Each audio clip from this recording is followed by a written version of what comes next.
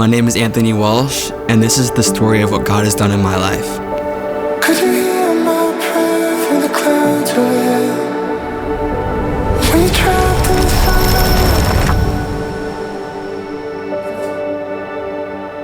fire. I was diagnosed with autism at a very young age, and I had a lot of challenges growing up.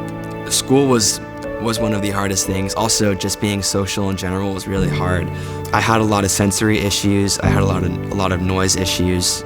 There were moments where I would struggle with tantrums, and I had a really hard time focusing. I couldn't even keep eye contact with people. Like that's how bad it was, and I was a mess. In my heart and in my soul, I know I am remarkably made. Thanks, Aunt. You're welcome. I felt really lonely growing up. I didn't really have a lot of friends. I don't know if I really understood or realized that I was different from other people. I found a lot of my comfort in doing things, hobbies, tech stuff. I was like the nerdy tech kid in school. And church was the place that had all the fancy toys. You know, it had the cameras, it had the cool equipment, and that's a reason why I was there. Church was not a place where I necessarily came to encounter the Lord, but it was a place where I would go to do all the fun things that I wanted to do.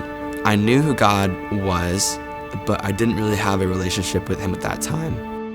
Go, Anthony! Talk it, Anthony. Talk!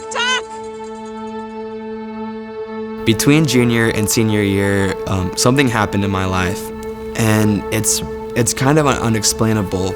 I all of a sudden began to grow out of my autistic tendencies, and I became aware of the world. I could focus, I could talk to people, and I really feel like that I was like miraculously healed by the Lord. And I remember, even though I was healed and the Lord had done this miracle, I didn't know Him, and I became very focused on the world and very focused on what people thought about me. Like self-consciousness became a big part of my life, and I became very focused on being normal. The big turning point really came when I heard War Cry at church, and I looked up the music video for War Cry on YouTube, and my first thought was like, man, this production is crazy. So I researched the church more, and I found a video on YouTube by Churchfront. They came to Belonging, and they interviewed Andy, and I was like, man, this is like next level. This is so cool, and I would love to at some point visit this church. And my mom sent an email to Andy and was like, hey, my son loves production. Would he be able to come into the church and get a tour of like your production at the church? And Andy was like, of course, yes. I came to the church. Andy and Luke, welcomed me in. And my mom loves taking photos, and was like, say cheese. And that was like the first ever time I'd ever seen them. There's a photo of that somewhere. I'm sure we'll put that in the video. They took me back to the front of house, and at that time there was a guy named Sims. I remember he was there running lights, but he spent the whole service speaking into my life. He prayed over me. I just felt so welcomed in and so loved, and I immediately fell in love with the church and the people that were here. In that service, I ran into Rachel Davis, and I found out that they had a college at the church, and that very fall they were starting a production degree for the first time. So I applied on the way home, and I got accepted. I realized the why behind why I do what I do and why I come to church and what church is really about. It's not just production, it's about an encounter with the Lord. It's about coming to be refreshed and refilled and being in community with believers.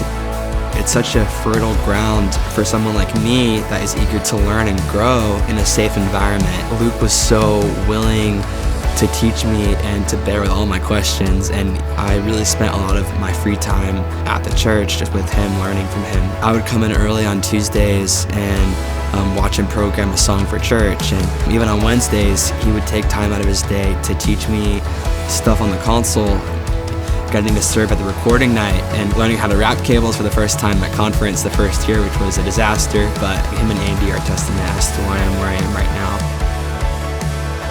The Lord has used a lot of these people at this church and the college to really grow me, and I'm so grateful for this community. A lot of people might not even realize what impact they've had or what they've done, but I pay attention to people, and I'm always looking and seeing how people would walk, and seeing how they would live their life really impacted me, and being prayed over and spoken over and really loved, and it caused me to want to pursue the Lord in my own personal life.